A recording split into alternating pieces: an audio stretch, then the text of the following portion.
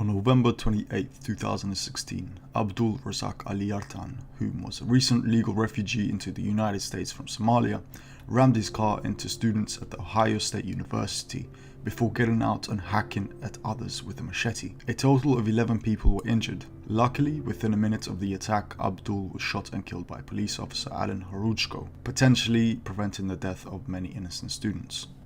The attack, according to Ohio State University Police Chief Craig Stone, was purposeful. Other police sources have said there is a strong case that Abdul was acting out a terrorist attack influenced by radical Islam and that he could potentially have links to ISIS-affiliated groups, though this is still unknown this early. The bottom line is Abdul Razak Ali Artan was a Muslim who felt targeted in America. He had previously bemoaned the lack of praying facilities at OSU in a magazine named The Lantern, and that, quote, "I am a Muslim, it's not what the media portrays me to be. If people look at me, a Muslim praying, I don't know what they're going to think." He went on to say that he doesn't blame people for judging him, quote, "It's the media that put this picture into their heads, so they're just going to have it, and it's going to make them feel uncomfortable. I was kind of scared right now of praying in public, but I just did it. I relied on God, I went over to the corner and just prayed," end quote. As is the case with every Islamic-inspired attack, much discussion needs to take place about the issue of the individual's mental stability and the ideologies that inspired them. What isn't important in these cases, in the slightest, is the color of one's skin. These are serious issues which cost lives and derail a society's ability to create an environment where everyone feels safe. Clouding the argument with bullshit aspects like the pigmentation of the skin of the people involved seriously hinges the real discussions that need to take place. Which brings me to Tariq Nasheed, a man who loves to hijack these types of issues and spin them to fit his deluded narrative. Tariq sent out this tweet shortly after the attacks began to make headlines.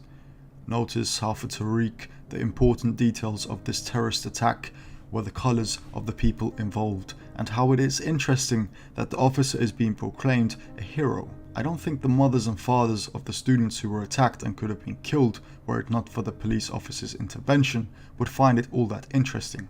In fact, I think they're happy, very happy Mr. Hajuka acted quickly and swiftly. And I don't think it matters for them the pigmentation of his skin or the terrorists for that matter. Ask yourself, Tariq. If the officer had been black and the terrorist white, would you have had an issue with the officer being called a hero?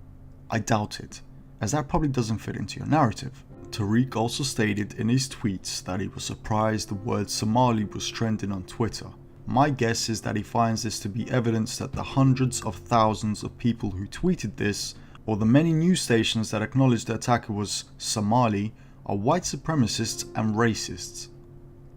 It isn't. It's worth asking Tariq, before making stupid, unfounded claims of racism, what if it was the other way around? If a white Christian American had committed the same act of terrorism in Somalia, how would the nation of Somalia react? My guess is pretty much the same. The fact that this hypothetical attacker was white and Christian in a black and Muslim majority nation, American of birth in Somalia, would probably mean the story would be covered much the same way. Would there be outcries of racism?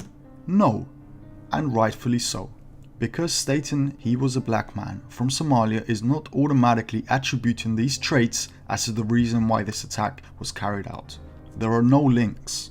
This is why your race baiting is genuinely dangerous in a situation like this. It is actively derailing from productive discussion and discourse. It is trying to create baseless divide amongst people. But a simple scour through Tariq's Twitter highlights exactly what type of person he is. It's evident that anyone who disagrees with Tariq is automatically a white supremacist, a term he loves to throw at anyone who calls him out on his bullshit. Ironically, Tariq fits the definition of the very thing he accuses people of being. He prejudges people on the color of their skin. In this case, if you're white and tell Tariq he is wrong, you are probably a racist, white, privileged male who believes whites are superior.